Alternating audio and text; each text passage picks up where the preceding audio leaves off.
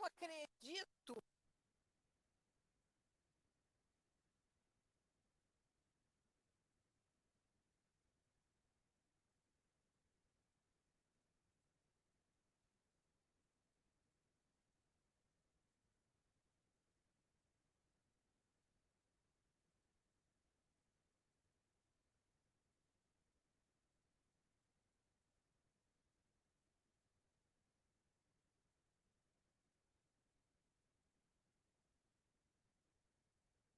Boa tarde a todos. Eu gostaria que os acadêmicos tomassem os seus lugares, por favor.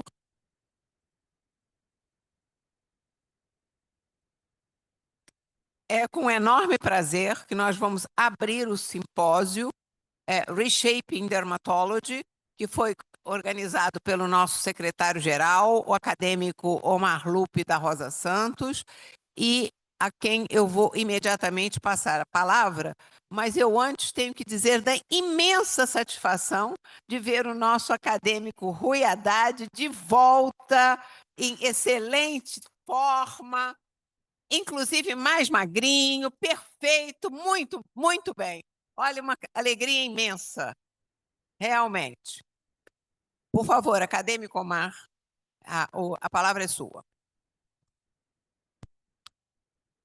Senhora presidente, senhores acadêmicos, prezados convidados, hoje nós temos uma data especial para a minha especialidade, a dermatologia.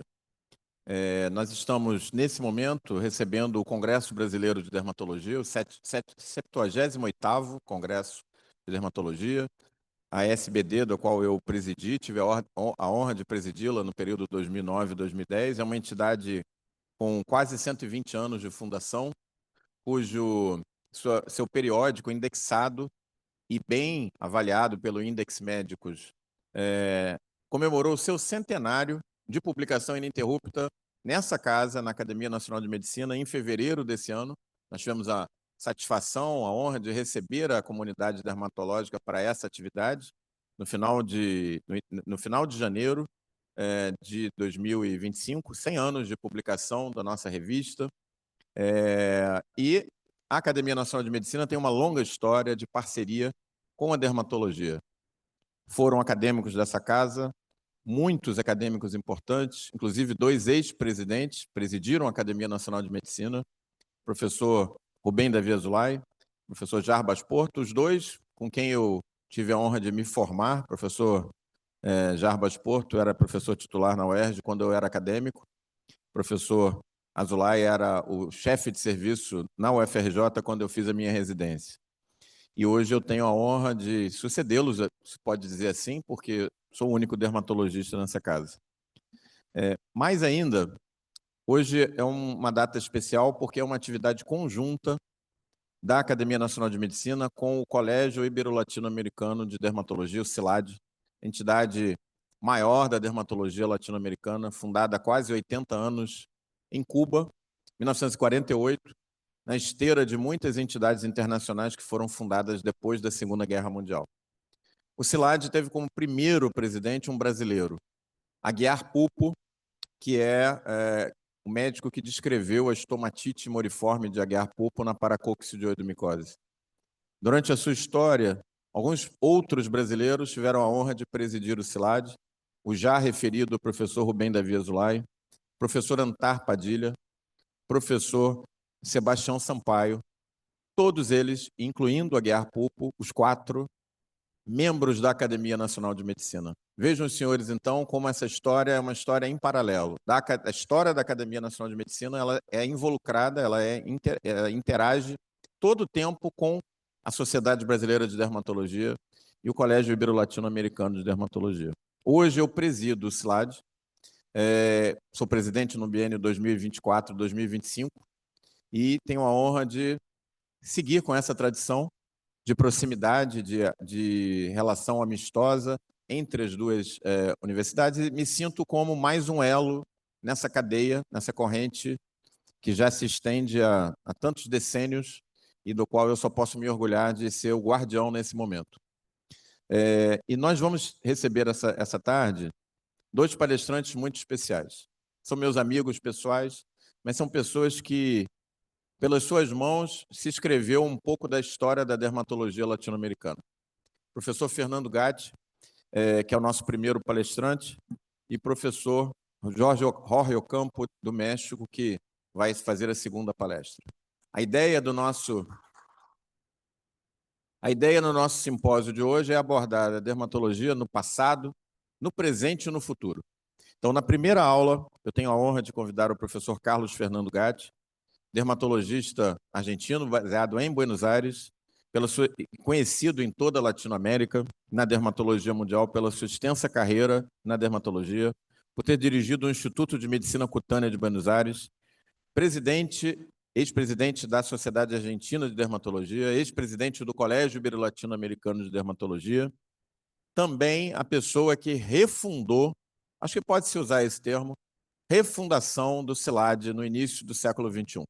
O CILAD, como toda instituição de longa duração, teve seus momentos altos e baixos e vivia um momento complicado na virada do século. Foi graças ao professor Gatti que, com a sua visão arrojada, com a sua forma firme de gerenciar, ele refundou a nossa instituição, CILAD. Hoje nós temos uma instituição pujante, financeiramente forte, atuando em todos os países da América Latina. Graças a Fernando Gatti, é importante que se diga isso. Então, somos amigos de muitos anos, eu tive a satisfação de nomear a minha gestão 2024, 2025, 25, 26, frente ao CILAD, como gestão professor Carlos Fernando Gatti. É ele que vai nos entregar a primeira palestra dessa tarde, Dermatologia de Onde Viemos, e vai fazer o lançamento em sequência do seu livro Vidas Médicas, escrito originalmente em espanhol, mas traduzido para o português e sendo lançado hoje aqui na Academia Nacional de Medicina.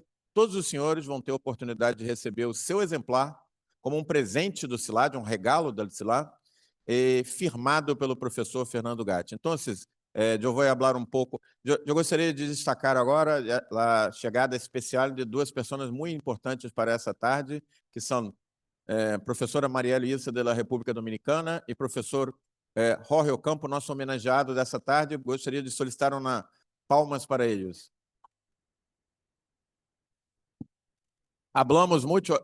Falamos muito aqui em inglês, em francês, mas não falamos tanto em espanhol. Hoje é uma tarde especial da Irmandad Latino-Americana. Eu faço um chiste com meus amigos de Latinoamérica que eu nunca aprendi espanhol, mas eu aprendi o espanhol da calle.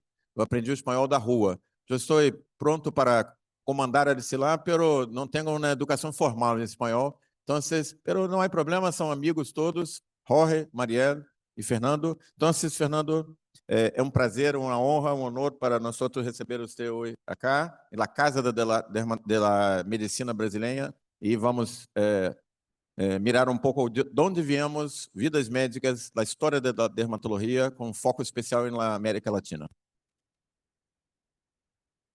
Bom, muito obrigado, Omar. Muito agradecido por a invitação.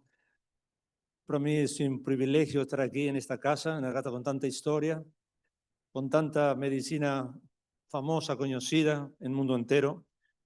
Y vamos a hablar, bueno,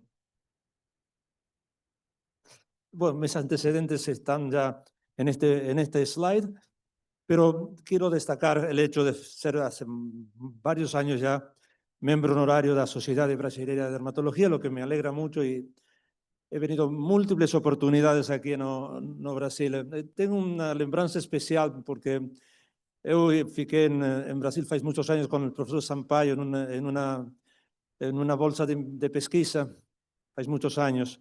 Y también muy conocido del profesor Azulay, quien fue presidente de esta casa. Era muy amigo de mi padre. Tengo un gran recuerdo, una gran lembranza para todo lo que es Brasil. Está muy integrado a mi vida personal y a mi vida familiar este país. Vamos a hablar un poco de dónde venimos, de vidas médicas, de la dermatología, cómo nace la dermatología como especialidad médica. El concepto inicial es que los acontecimientos científicos y sus personajes deben ser comprendidos siempre no contexto de acontecimientos sociais, políticos ou bélicos do curso da historia. E o livro Vidas Médicas intenta eso. Las figuras que vamos a referir aquí en este libro tienen algunas características absolutamente indubitables: la creatividad y la personalidad. José Ingenieros falaba, sube su pupila ver na noite antes que aparecese para todos. Era una virtud de muchos dermatologistas o muchos médicos que iniciaron la especialidad. Y Cushing, el discípulo de William Osler, Osler, pai de la medicina interna, falaba que admiraba todo de Osler, mas lo que más impresionaba y más valorizaba era el encanto singular de su presencia. Esa personalidad era central para poder crear esta especialidad. Y vamos a hablar en la primera etapa de la fundación de la especialidad. Miren, la dermatología no siempre fue un saber estructurado. Hay muchas menciones de dolencias dermatológicas en el Testamento Antiguo, en el Talmud, en la Biblia, pero fue el austríaco Joseph Plenk quien primero escribió el primer libro de dermatología, Morbis Cutáneos. Ahora, Plenk, en nuestra opinión, no tenía una extensa experiencia pessoal sobre doenças da pele, porque él escribió más de 20 libros relacionados a todo tipo de especialidad.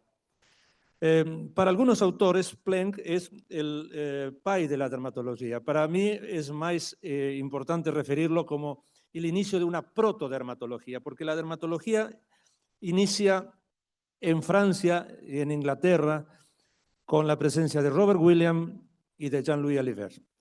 Ellos fueron personalidades muy contrapuestas, pero que claramente fueron los que dieron inicio a la especialidad. Alibert, muy joven, a los 19 años, ingresa en noviciado de Toulouse para convertirse en sacerdote, pero após la Revolución Francesa prohíbe las órdenes religiosas y nuestro joven Alibert deja el seminario y comienza a estudiar medicina. Rápidamente se hace médico del Hospital Saint-Louis de París, que era una institución para personas pobres, marginales. Bueno, él lo convierte en un hogar para doenças de la pele crónicas y contagiosas. A partir de aquel momento, la dermatología comienza a tornarse especialidad. Él decía, entré en una profesión casi deserta, donde poquísimos hombres habían entrado antes que yo. Él intentó ordenar las doenças da pele con un sistema similar a la botánica, lo llamó arboradas dermatosis. Era muy confuso, la verdad no era muy claro, pero su capacidad de enseñar era de tal magnitud que asistía tanta gente a las aulas que él prefería palestras en los jardines del hospital, sobre los árboles. Era muy famoso y era una persona con mucho vínculo político, al punto tal que en un momento determinado Jean-Louis Alibert es llamado para integrar el cuerpo médico real y se retira del Hospital de San Luis. Por cuerda separada estaba Robert William, una personalidad totalmente diferente, mucho más modesta, mucho más callada, silente. Él estudia en la Universidad de Edimburgo porque como era un cuáquero, ustedes saben que cuáquero es una fracción de los protestantes y son gente austera, generosa. Él estudia, decíamos, en Edimburgo. No es admitido los cuáqueros en Oxford y en Cambridge, entonces estudia en Edimburgo. Él trabaja durante muchos años en el dispensario Carriage Street Dispensary, que era una institución de mecenazgo, una institución que atendía a solo pobres y marginales. Él desarrolla toda su actividad médica, o casi toda, en ese dispensario. Este es el dispensario tal cual se encuentra hoy en la actualidad. En el año 1808, Robert William publica este libro, On Cutaneous Diseases. Y este libro, que a partir de ese libro la dermatología entiende que es como el año fundacional de la especialidad, él establece un orden que hoy se sostiene. Hoy en los libros de texto, los libros de pregrado, los libros de posgrado, el ordenamiento de las doenças dermatológicas tiene mucha similitud con la propuesta de Robert William. Esta es la casa de Robert William en la actualidad, que es la sede de la British Association of Dermatologists, ¿no? Lo cierto es que Thomas Bateman, que era el joven y brillante sucesor de William, y Lawrence Viet, que era el sucesor de Alibert, desactivan el conflicto de uno con el otro, unen caminos y armonizan esos comienzos que dieron lugar al nacimiento de la dermatología como especialidad independiente. Luego viene la segunda etapa de la evolución de la especialidad, que es la Escuela de Viena, un éxodo de dermatología mundial. Toda la dermatología en el siglo XIX pasaba por Viena. Y el gran profesor de la época, el profesor von Ebra, bueno, si a un profesor se lo conoce por sus discípulos, von Ebra tenía de discípulos a Auspitz, Kaposi, Kevner, Nisser, Unna, Lesser, Düring. Düring es el primer jefe de servicio de un hospital en Estados Unidos. Toda la dermatología pasaba por von Ebra. Von Ebra inicia su actividad profesional en un departamento de medicina clínica del profesor Josef Skoda, que era un gran profesor de la época en Austria, y él tenía una sala llamada Sala de la Erupción, donde estaban los pacientes dermatológicos. Y la sala tenía 2.700 leitos, 2.700 leitos, una enormidad. Nadie quería ir a esa sala. La sala estaba llena de pacientes o de doentes contagiosos, con enfermedades horribles. Bueno, lo cierto es que justamente von Ebra le dice a Skoda, yo me puedo hacer cargo de esa sala. Y Skoda entonces lo nombra profesor de dermatología y le da a cargo, se separa de clínica médica y le da a cargo el departamento de dermatología. Estas son algunas de las tantas doenças que von Ebra describe, el impétigo, el prurigo, el líquen, el eritema multiforme. También clarifica conceptos sobre urticaria, psoriasis, etc. El Hospital General de Viena, esta es una foto tomada en el año 2014, tiene en uno de sus patios principales este homenaje, esta placa, el homenaje a von Ebra. Von Ebra muere, se entierra en el cementerio de Viena. Ustedes saben que el cementerio de Viena es el cementerio de dos músicos, el cementerio donde está enterrado Brahms, Schubert, en fin, Beethoven y Mozart no. Mozart tiene un monolito solo. Ustedes saben que Mozart se enterró en un cementerio común, una fosa común, no tenía dinero para el cementerio de Viena y nadie sabe ainda dónde está enterrado Mozart. El gran sucesor de von Ebra era Kaposi. Kaposi, que era, en definitiva, estaba casado con la filia de von Ebra. Kaposi no se llamaba Kaposi se llamava Kohn, cambia, él troca el apellido, troca el sobrenome. ¿Por qué lo troca? Bueno, él fala que lo troca porque había muchos colegas, muchos médicos con sobrenombre Kohn, y entonces, como él publicaba muchos trabajos, tenía temor de que lo confundan. Otros dicen que no era esa la razón. La razón era que la familia de von Ebra era una familia muy cristiana, muy religiosa, y entonces él quería casarse con la hija de von Ebra y tuvo que de alguna manera trocar su sobrenombre por eso. Sea por una razón, sea por otra, Kaposi ha sido una de las mentes más brillantes de la historia de la dermatología. Publica más de 1.900 artículos y tiene 15 libros. Esta es la casa de Kaposi que todavía se cuida, se encuentra en Viena, y aquí tenemos las imágenes. Tuvo un filio, dermatólogo, que estuvo enfermo mucha parte de su vida y muere joven el filio, y Kaposi, con una tristeza infinita, fallece muy poco tiempo después. Otro personaje de la época del siglo XIX, discípulo de von Ebra también, era Paul Gerson Unna. Paul Gerson Unna era el padre de la dermatología mundial. Él tiene una serie de descripciones al punto tal que escribe el primer libro de dermopatología, de histopatología de la piel, histopatología de doenças da pele. Como sucede en muchos sitios, Unna tenía mucho conflicto con la universidad. Entonces nunca fue nombrado profesor de la facultad de dermatología, ni de patología, ni de absolutamente nada. Y entonces él crea un hospital llamado Hospital Dermatológico Privado de Hamburgo, que aquí ven la imagen es actual, pero es una imagen muy similar a lo que fue en su origen. Es un instituto, un hospital dermatológico impresionante que hay en Hamburgo. Después de muchos años, cuando él tenía casi 70, en una instancia de reparación histórica, lo nombran profesor honorario de la Facultad de Medicina de la Universidad de Hamburgo.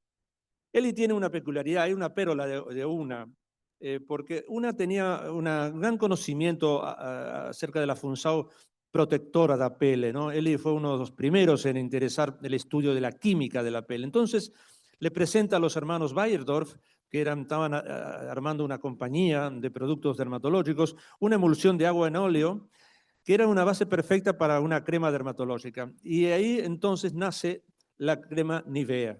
Y entonces Una es el creador de la crema Nivea, que a pasar del paso de los años sigue siendo una de las cremas más populares en el mundo y sigue siendo un líder, una crema líder como una crema hidratante popular.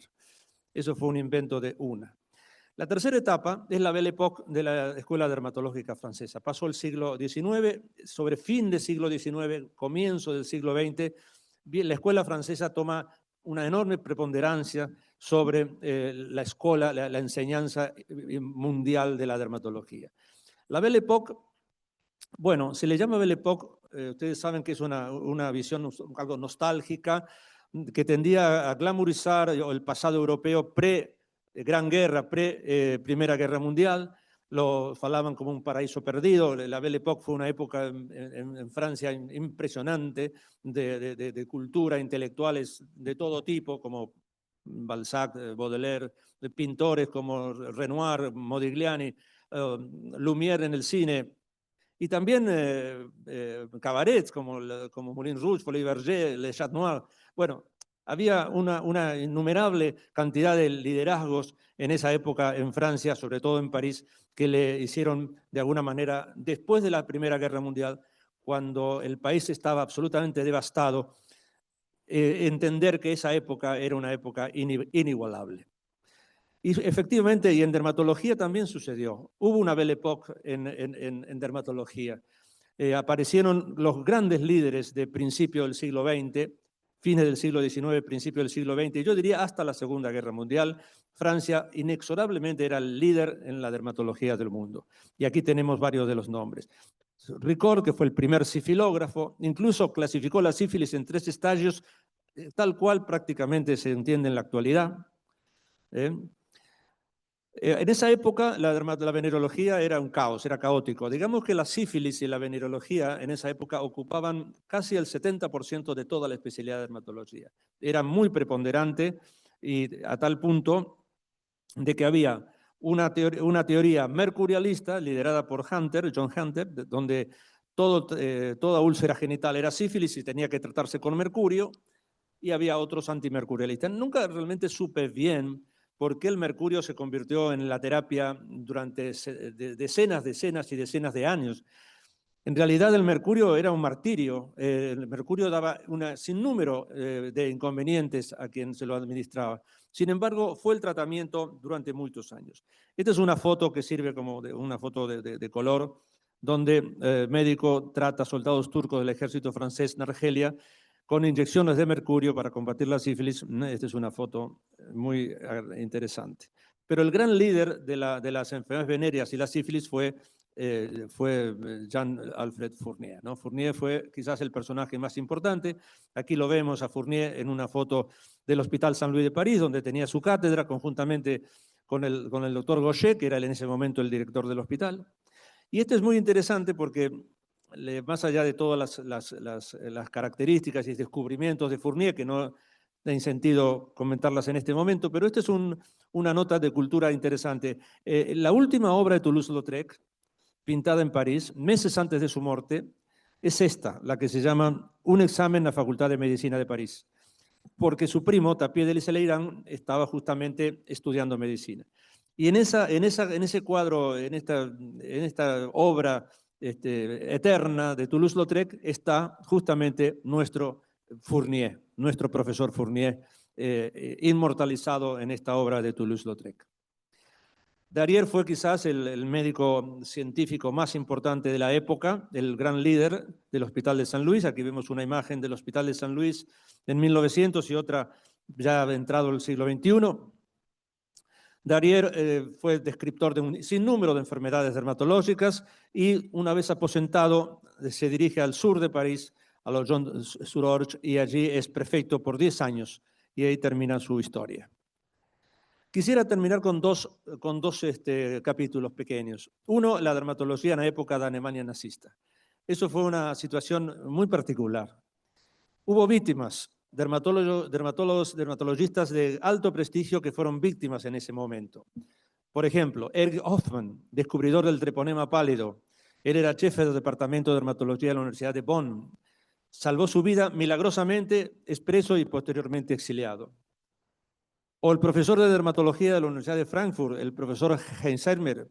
Karl Herxheimer es deportado a Terezín. Terezín fue en Praga, cerca de Praga, uno de los campos de concentraciones más temibles de la época nazi. Nunca se lo volvió a ver. O el profesor Buschke, jefe de departamento del Hospital General de Berlín, jefe de departamento de dermatología. Este es el acta de defunción del profesor Abraham Buschke, también deportado y muerto en Terezín, en el campo de concentración de Terezín. Pero también hubo dermatologistas infames, no solo víctimas, infames también. Por ejemplo, la doctora Erva Eberseuer. La doctora Erta practicó dermatología en el campo de concentración femenino de Ravensbrück entre 40 y 43, hizo experimentos horrendos, experimentos que principalmente consistían en infligir feridas a prisioneros, infectarlas para simular los experimentos de soldados alemanes. Usaba madera, ferros enferrujados, lasca de vidrio, todo tipo de tropelía. Y también realizó experimentos con crianzas indescriptiblemente crueles. Paradójicamente, hubo en Nuremberg, en el juicio de Nuremberg, 15 médicos que fueron sentenciados. Una sola mujer. Esa mujer era dermatologista y era Erta, y a ella se la sentenció con 20 años de prisión.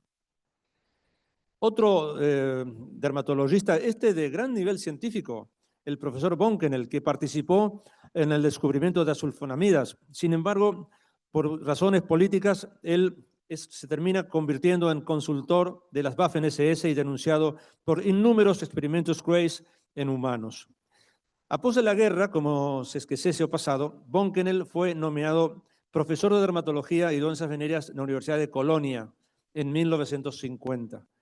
Pero no parece que él tenga superado su culpa incalculable, visto que cometió suicidio en junio de 1963.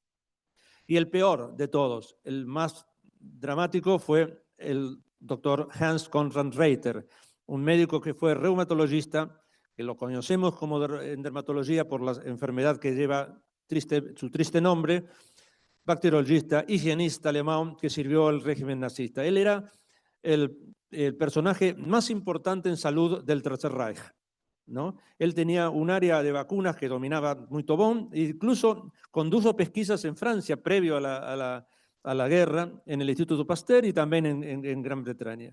Él fue nominado presidente del Departamento de Salud del Tercer Reich y duró todo el periodo nazista con ese cargo. Él refería que era responsabilidad de la medicina prevenir la transmisión de genes defectuosos a generaciones futuras. Y escribió un libro dantesco que se llamaba Oro Alemán, Vida Saludable, Crianza Feliz. Bueno, un libro que imaginen ustedes lo que decía ese libro, ¿no? Él fue responsable de muchas muertes, prácticamente participó en los programas de exterminio Action T4 para deficientes y discapacitados, supervisó y ordenó muchos experimentos perversos. En fin, gracias a centenas de depoimientos, fue establecido que Hans Reiter estuvo envolvido en el desenvolvimiento de métodos de esterilización e eutanasia también.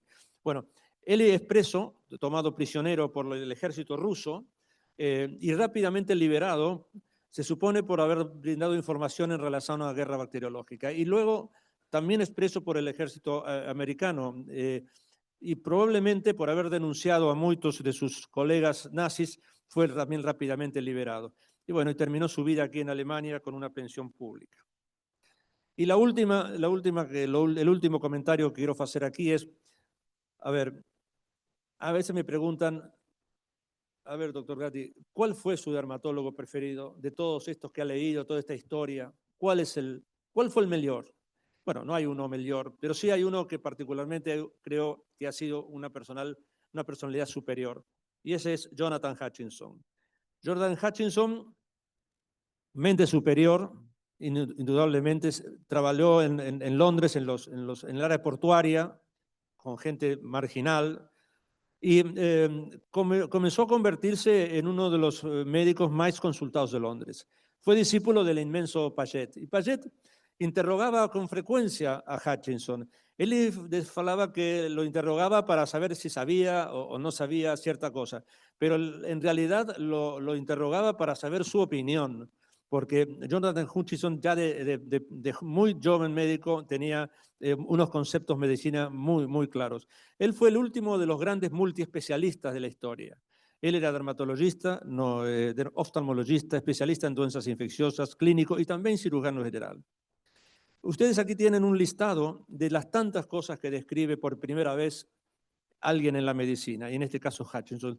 Las que están en vermelho son las relacionadas a la dermatología: la sífilis congénita, la sarcoidosis, la progeria, el léntigo maligno, la morfea, la esclerodermia, queratoacantoma, un sinnúmero de enfermedades de nuestra especialidad, pero también de otras especialidades. Él describe por primera vez la arteritis de la temporal, describe por primera vez la degeneración macular de acoroides, o sea, tiene un montón de descripciones de múltiples especialidades que uno le permite deducir la capacidad que tenía Hutchinson de diagnóstico y de tratamiento también.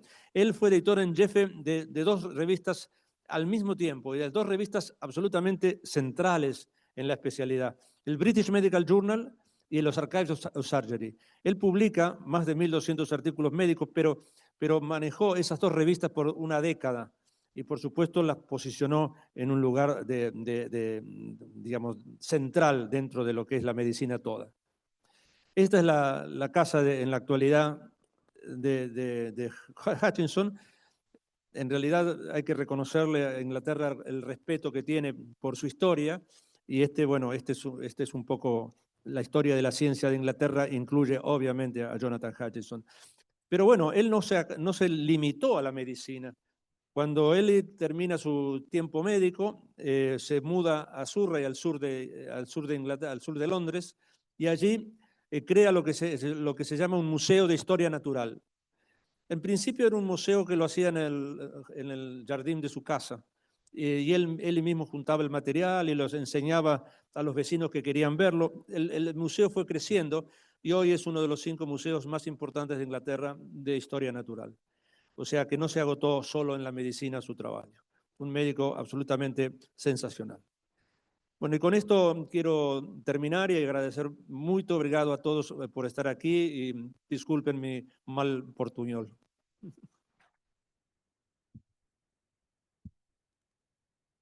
Gracias, Fernando, por la presentación. La dermatología es una de las especialidades médicas mundiales más antiguas. En Brasil es la segunda sociedad de especialidad más antigua, fundada en 1912. Só é mais nova que a Sociedade de Pediatria Brasileira, que é de 1909. Talvez por la localização muito externa e com as lesiones muito visíveis, se empezou temprano o estudo da dermatologia. Eu estou falando em portunhol, não sei nem porquê. Então, é uma tradição muito longa, muito grande da dermatologia. Ela aporta muito. Hoje vivemos um momento em que a dermatologia ela interage muito fortemente com a clínica médica. Eu vejo muitos pacientes internados. Hoje se vive um renascimento do interesse dos nossos residentes pela dermatologia clínica, em detrimento de 10 anos atrás, quando quase todos procuravam abordagem cosmética, estética. Hoje a gente vê um renascimento, pelo menos em Brasília, se mira um renascimento do interesse por la especialidade clínica, por dermatologia clínica e quirúrgica. E também é importante dizer que o professor Sampaio, que foi dessa casa, foi o artífice no Brasil do nascimento da Sociedade Brasileira de Cirurgia Dermatológica, que hoje é um colosso. Somente a Sociedade Brasileira de Cirurgia Dermatológica tem 4.000 associados no Brasil, e a Sociedade Brasileira de Dermatologia, 12.000 associados, quase indo para 13.000. Então, somos uma especialidade muito forte, muito atuante. A base da avaliação da educação médica continuada pela MB tem como origem a avaliação que nós fazemos dos nossos associados desde 1997, dentro da Sociedade Brasileira de Dermatologia. Isso é motivo de orgulho para todo dermatologista no Brasil e creio que na América Latina.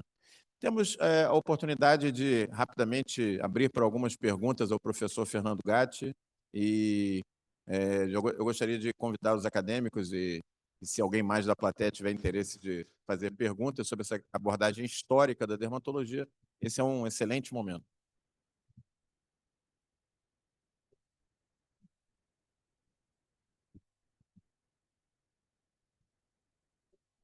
Não havendo perguntas, eu sugiro que todos nós vamos ao nosso chá acadêmico e vamos fazer perguntas e conversar no nosso salão nobre. Muito obrigada. Obrigada. Graças. Então, convidamos a todos. No chá acadêmico vai haver o lançamento do livro Vidas Médicas, autografado pelo professor Fernando Gatti. Há um exemplar para cada um de vocês, convidados especiais dessa tarde. Então, por favor, se dirijam ao nosso anfiteatro nobre. O livro vai estar à sua disposição e será autografado pelo professor Fernando Gatti. Muito obrigado e até lá. Bem, Fernando. Excelente. Perfeito. Tranquilo. Entendemos bem. Com o texto, perfeito. Tranquilo. Professor Ocampo, nosso novo membro internacional. Professora Marielle, da República Dominicana.